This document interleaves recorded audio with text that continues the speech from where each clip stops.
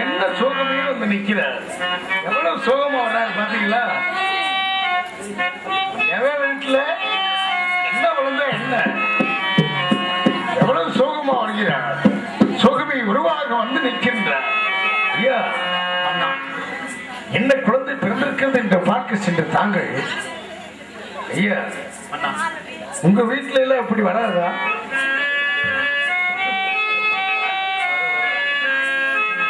என்ன குழந்தை பிறந்திருக்கிறது என்று பார்க்க சென்ற தாங்கள், ஐயா இந்த பாவி 1000 மனக்கொட்டையில் கட்டி வாழ்ந்து வருகிறேன் ஐயா. என்னதான் நாடாடுகின்ற ராஜனாக இருந்தாலும் எனக்கு பிறகு காலையில் சரி நானே சரி என்று சொல்லக்கூடிய 2 பெண் குழந்தைகள் இருந்தாலும் எனக்கு பிறகு இந்த நாட்டை ஆளுவதற்கு நான் வாரிசு ஒன்று வேண்டும், நான் வாரிசு வேண்டும் ஒன்று வேண்டும் என்று பாவி 1000 மனக்கொட்டையில் கட்டி வாழ்ந்துகிறேன். என்ன குழந்தை பிறந்திருக்கிறது என்று பார்க்க சென்ற தாங்கள், ஐயா இவ்வளவு முக சந்தோஷமா வருவதை பார்த்தால் என்னையா குழந்தை பிறந்திருக்கிறது?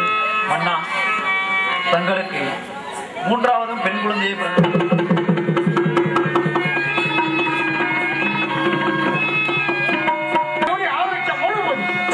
நீ ஒரு தெய்வமா, ஒரு ஆலயமா,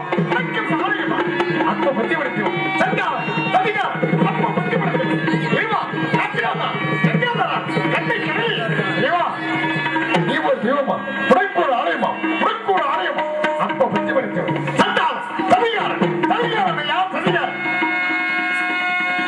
இந்த வீர மகேந்திரபுரியில் உள்ள அனைத்து ஆலயங்களையும் எழுத்து போட்டுங்க.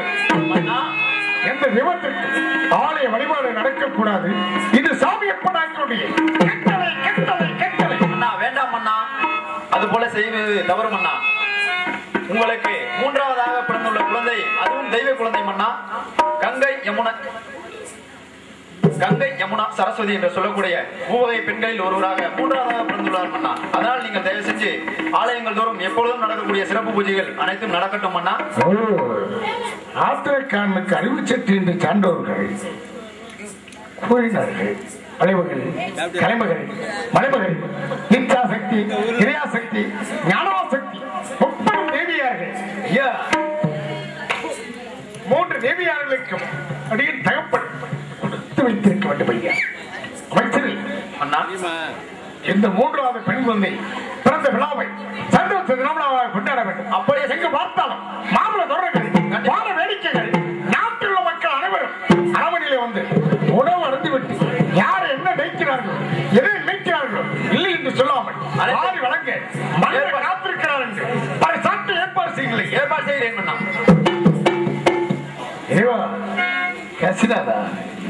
சோதிப்பது சோதனைக்குள்ளாக்காது ஒரு அளவுதான் ஐயா. உன் விளையாட்டுக்கு இல்லையா?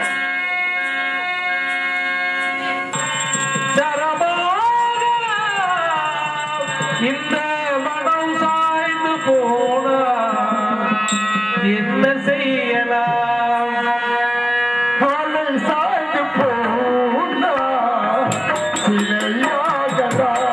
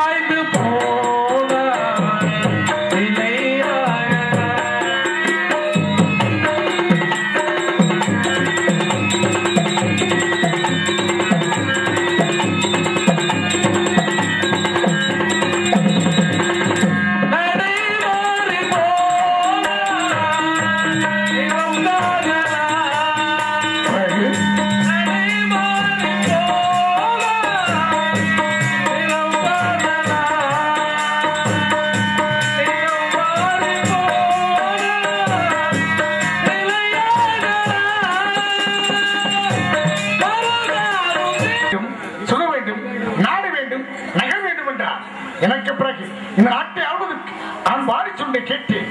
இறைவா, என்னையா என்னையா என்னையா கொடுமை உண்மையா? யாராவது ஒருத்தி நாட்டியா இருக்குமே, அவங்க சந்தோஷத்தை நம்ம ஏன் கெடுப்பானு அவங்க அதை ஆசைப்படுறாங்க. அப்படியே ஆகட்டும், அப்படியே நாட்டு மக்களுக்கு தெரிவித்துக் கொள்கிறோம்.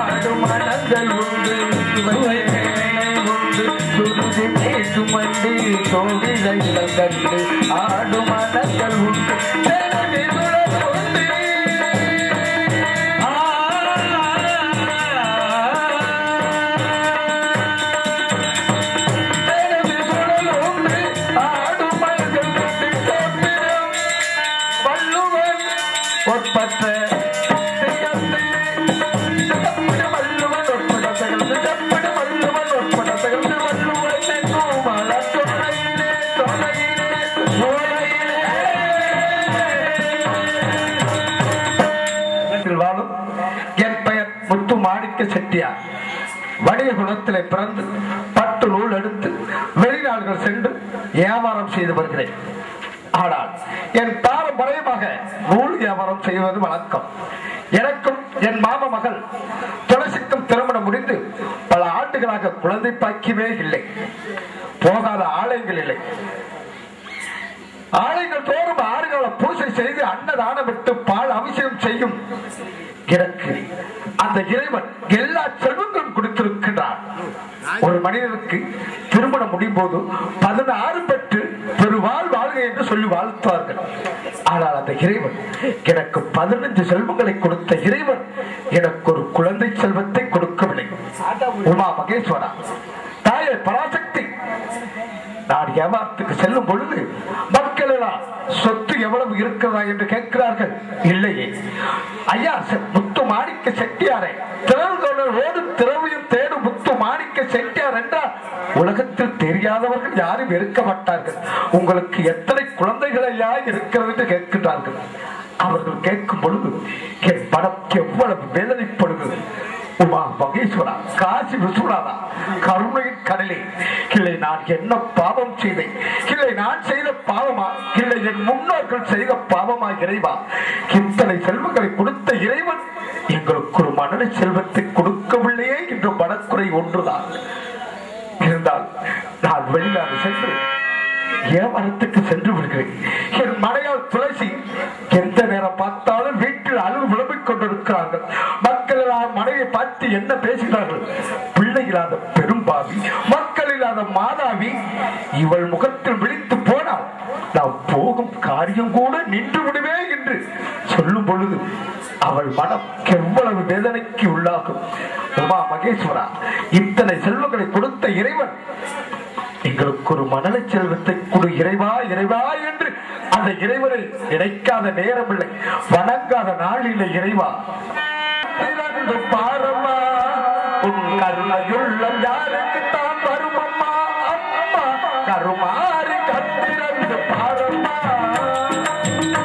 புரியவில்லை, சென்று பார்ப்போம். அம்மா துளசி,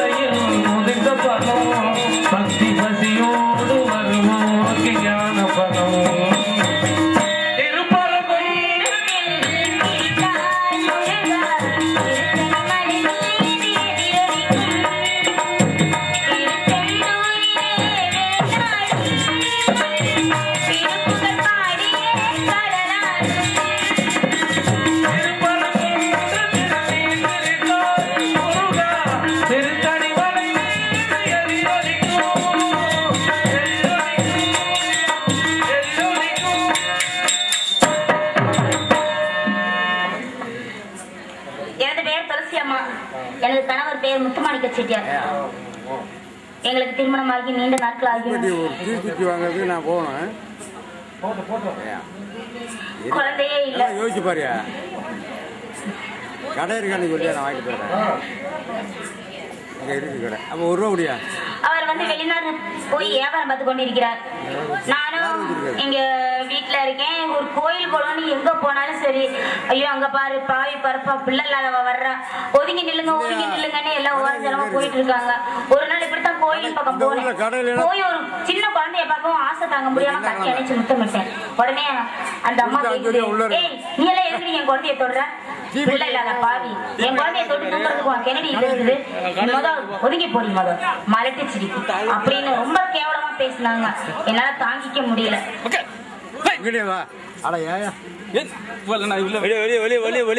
இதெல்லாம் நினைச்சு போனா எங்கேயுமே ஒரு நல்லது கெட்டதுக்கு எங்கேயுமே போக முடியல. நான் இவ்வளவு வேதனையோட இருக்கேன். நல்லபடியாக முடிந்து விட்டது. ஆனால் இருந்தாலும் என்றும் இல்லாத முகம் என்று உனக்கு வாட்டமாக முகம் இருக்கிறது. காரணம் சுவாமி, இது காரணம் வேற நீங்க கேட்க வேண்டுமா? சொன்னால்தானமா தெரியும்.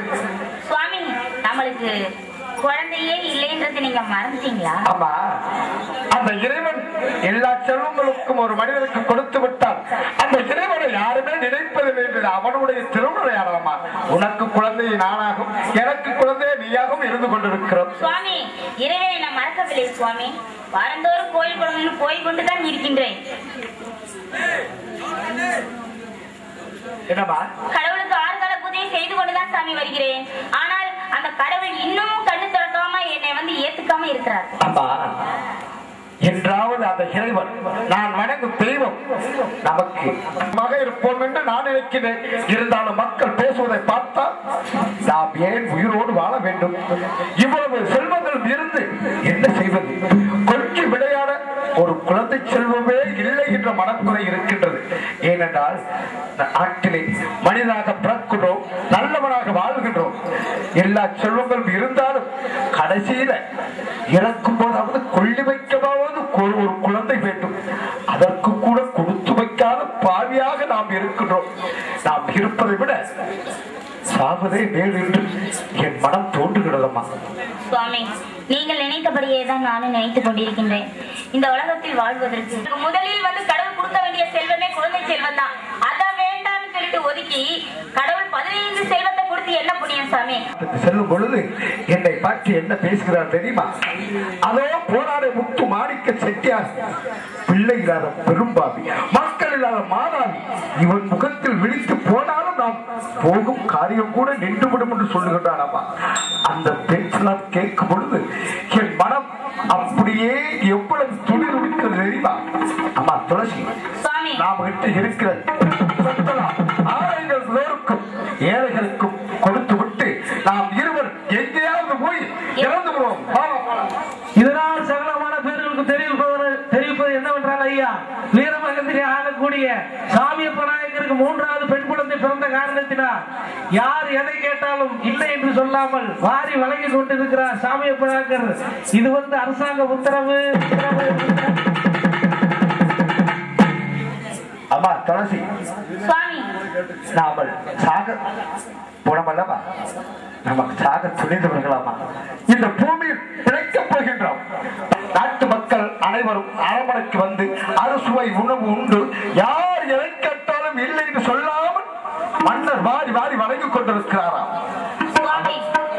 இருவரும் போய் மன்னர்கிட்ட போய் அவரோட குழந்தையை கேட்போமா? அம்மா, குழந்தை கேட்பதா? ஆமாம் சுவாமி, நம்மளுக்கு இல்லாதது குழந்தை மட்டும்தானே.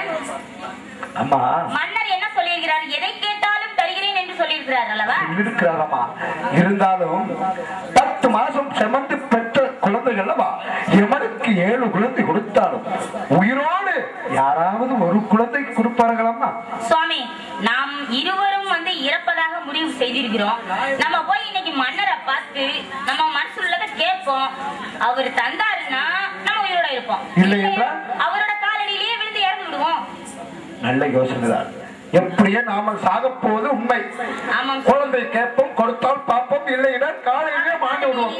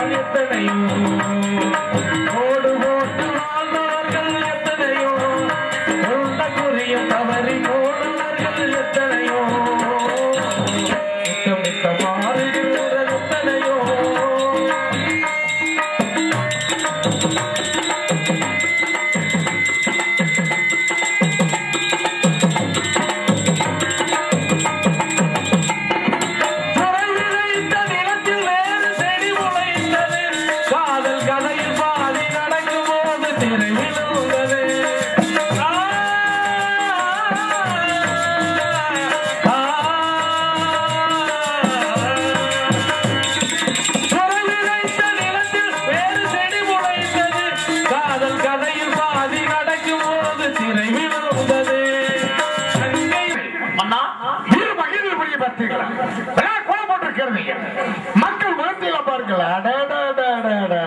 என்ன கலகலப்பு, என்ன கலகலப்பு. ஐயா அரமணியிலே நாங்கள் எல்லாம் உணவு அருந்திலே எல்லாம் உணவு நல்லா இருந்துச்சான். உணவில் எதுவும் குறையில்லை. குறையில்ல, ரசம் தான் கொஞ்சம் தண்ணியா இருந்துச்சு. ரசம் போடா முட்டா போல ரசம் மூத்திரம்டா. ரசம் மூத்திரம்னோ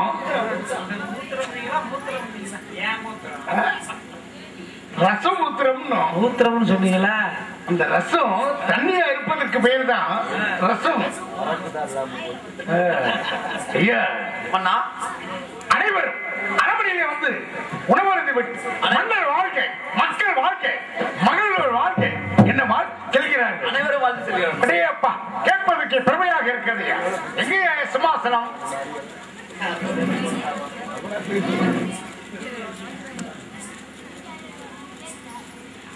வணக்கம் ஐயா. வணக்கம். ஆமா, நீங்கள் யார்?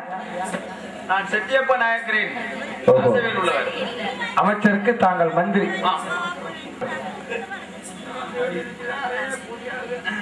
மன்னரை காண வேண்டும் ஐயா. அழைத்து வருகிறேன். அழைத்து வா.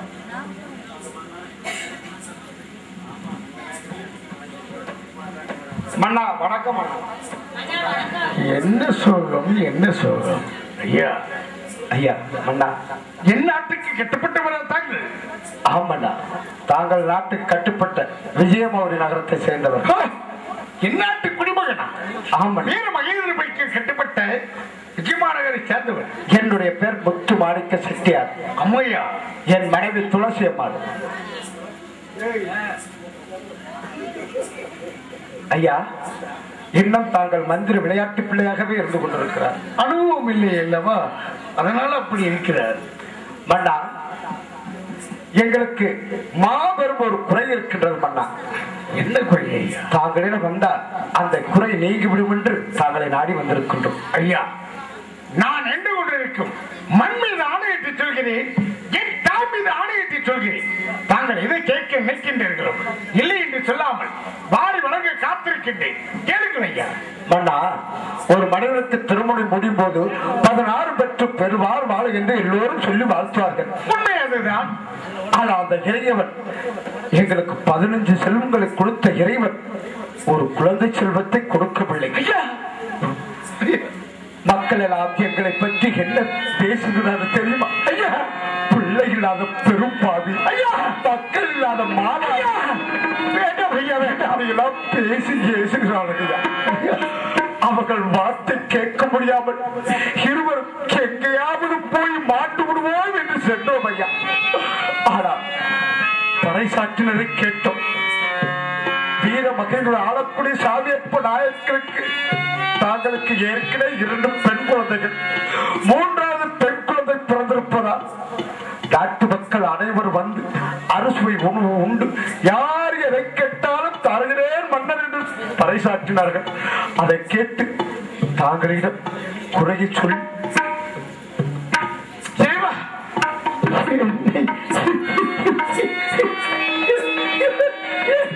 என்னையா ஒரு சோதனை.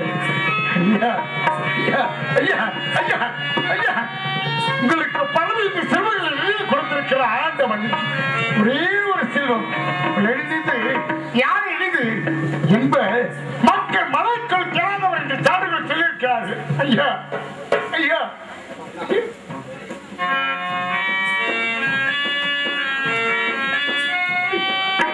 இந்த கட்டையாகப்பட்டது வேக வேண்டும் என்றால் கொள்ளிடுவது ஒரு குழந்தை வேண்டும் ஐயா.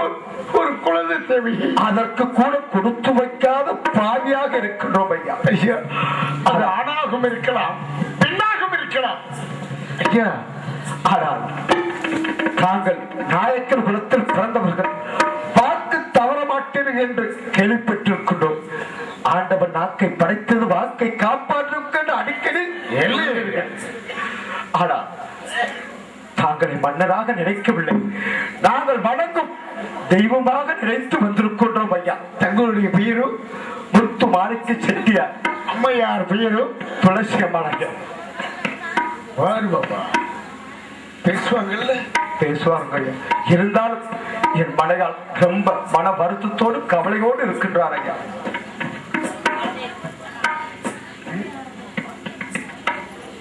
குழந்தை மன்னா, வேறொன்றும் இல்லை. தாங்களுக்கு 3வது பிறந்திருக்கின்ற பெண் குழந்தை, அதை எங்களுக்கு தானமாக கொடுக்க வேண்டும்.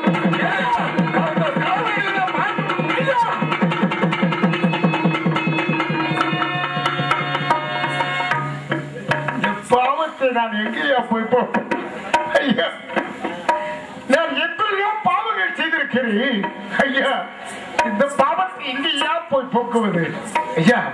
ஐயா ஐயா, என்னுடைய மனையார் மயக்கம் தெளிது ஆட்சி மன்னா, நேச மன்னா, பாச மன்னா, 3வது பெண் குழந்தை ஒன்று பெற்றெடுத்து அந்த அன்பு முகம் எங்கே, அந்த பெண் முகம் எங்கே என்று கேட்டார்.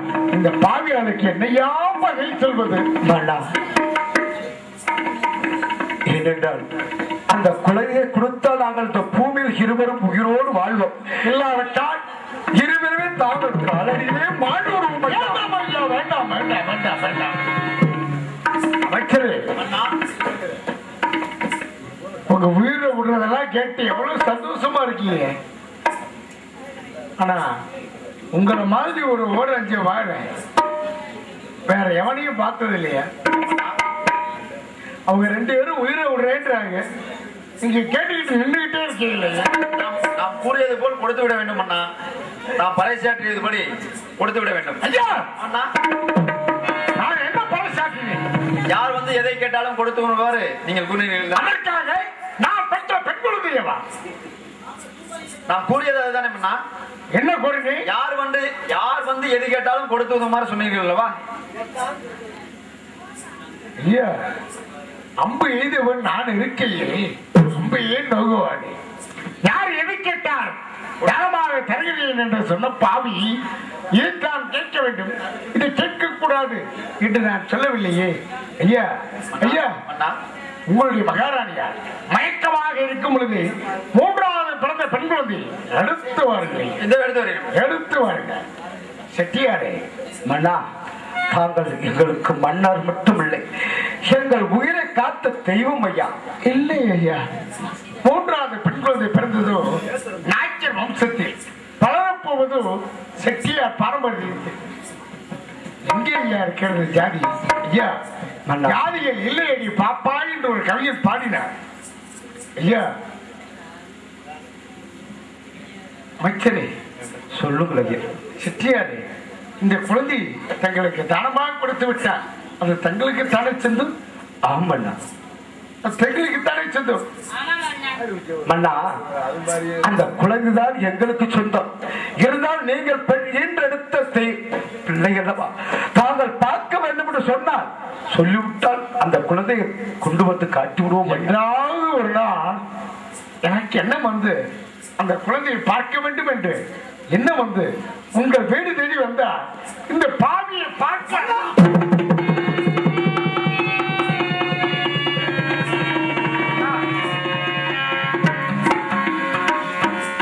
நீங்கள் எங்கள் காலில் விழுவதா? வேண்டாம் வேண்டாம் வேண்டாம் வேண்டாம், நாங்கள் தான் உங்கள் காலில் விழுக வேண்டும். பெற்றெடுத்த குழந்தை உயிரோடு எங்களுக்கு தானம் கொடுக்கிறீர்கள். எங்கள் உயிர் போல் வரை தங்களை மறக்க மாட்டோம் அண்ணா. இல்லை ஐயா, தங்களுக்கு இந்த குழந்தையை தானமாக கொடுத்து விட்டால் அந்த குழந்தை தங்களுக்கு சொந்தம். ஐயா, என்றாவது ஒரு நாள் என் எண்ணம் வந்து குழந்தையை பார்க்க வேண்டும். எனக்கு எண்ணம் வந்து உங்க வீடு தெய்வம் தான் இந்த பாவியை பார்க்க அனுமதி. ஐயா, தாங்கள் எப்போது வந்தால் எங்கள் இல்ல கதவு திறந்திருக்கும் ஐயா.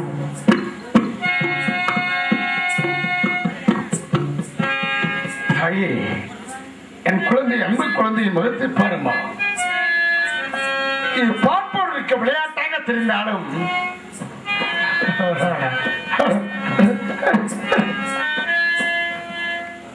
என் குழந்தை முகத்தை பார்த்தாயே, நிறைந்த பௌர்ணமி வெள்ளிக்கிழமை, அதுவும் சூரிய உதயத்தில் பிறந்த என்னுடைய அன்பு குழந்தையின் முகத்தை பார்.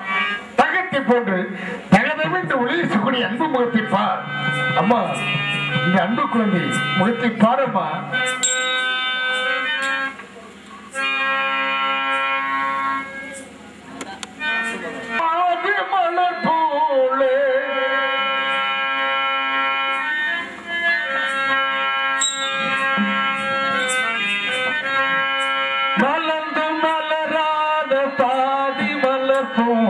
வளரும்